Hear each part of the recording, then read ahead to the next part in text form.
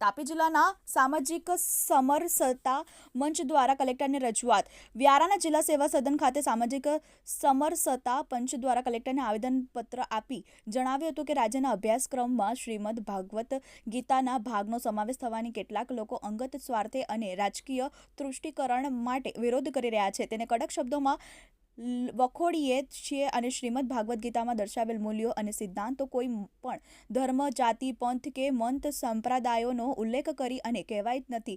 આવેદન આપતા તેઓએ જણાવ્યું હતું કે શ્રીમદ ભાગવત ગીતામાં જ્ઞાન, ભક્તિ અને કર્મયોગના નીતિગત સિદ્ધાંતો અને મૂલ્યો સમજાવ્યા છે, જે શાંતિ અને સલામતી અને દેશ નિષ્ઠાથી જીવન વ્યક્તિત્વ કરવા માંગતા મનુષ્ય માત્રને સમાન રૂપે લાગુ પડે છે. આ જ્ઞાન સૌ કોઈના જીવન વિકાસ માટે મહત્વનું છે કે એ સત્ય, નિષ્ઠા અને ન્યાયના પ્રામાણિકતાના પ્રતીક છે, જે વિશ્વના પ્રત્યે મનુષ્યને સમાન રીતે લાગુ પડે છે. ભારતીય બંધારણના ઘડવૈયા ડૉક્ટર બાબાસાહેબ આંબેડકર ભીમરાવ આંબેડકર પોતાના સામયિકોના શ્રીમદ ભાગવત ગીતાના શ્લોકનો આધાર લઈ સત્ય સ્થાપના, સત્યાગ્રહ અને અસમાનતા અને અસ્પૃશ્યતાનો છેદ ઉડાડવામાં આવ્યો છે.